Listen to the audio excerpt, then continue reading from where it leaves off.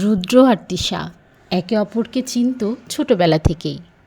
পাশাপাশি বাড়ি, একসাথে স্কুলে যাওয়া, একসাথে গাছে চড়া, সব কিছুতে তাদের এক অদৃশ্য বন্ধন ছিল।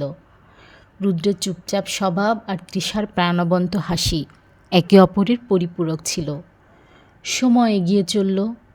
কলেজে ওঠার পর তৃষা বুঝতে পারল রুদ্র তার জন্য কেবল বন্ধু নয়, তার হৃদয়ের এক অদৃশ্য অংশ। রুদ্র তৃষার হাসিতে, কথায়, অবচেতনে হারিয়ে ফেলত নিজেকে, কিন্তু দুজনের কেউই কিছু বলার সাহস পায়নি। ভয়ের নাম ছিল হারিয়ে ফেলার ভয়।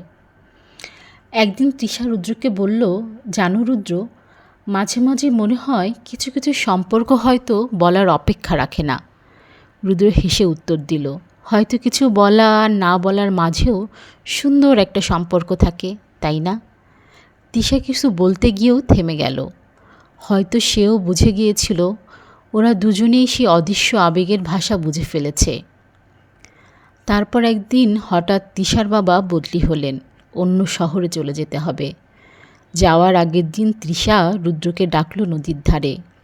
সন্ধ্যার নরম আলোয় তৃষা বলল, আমাদের যদি আর কোনো দিন দেখা না হয়। রুদ্র মৃদু হেসে বলল, তাহলে মনে রাখবে, একটা মানুষ চুপচাপ তোমাকে ভালোবাসত এবং এখনও বাসে। চোখের কোণে জল নিয়ে তৃষা বলল, আমি ফিরে আসব রুদ্র, তোমার জন্য। বছর কেটে গেল, সময় বদলালো, ঠিকানা বদলালো, জীবনের ছন্দ বদলালো, কিন্তু রুদ্র নদীর ধারে প্রতিদিন সন্ধ্যায় দাঁড়িয়ে থাকত। হয়তো একদিন তৃষা ফিরবে এই আশায়। অবশেষে 4 বছর পর এক ঝড় জল ভরা দিনে নদীর ধারে আবার দেখা হয়ে গেল সেই চেনা ছায়া।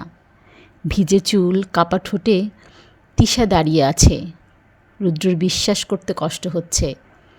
তৃষা দৌড়ে এসে রুদ্রকে জড়িয়ে ধরল, কাপা কণ্ঠে বলল, আমি বলেছিলাম না ফিরে আসব।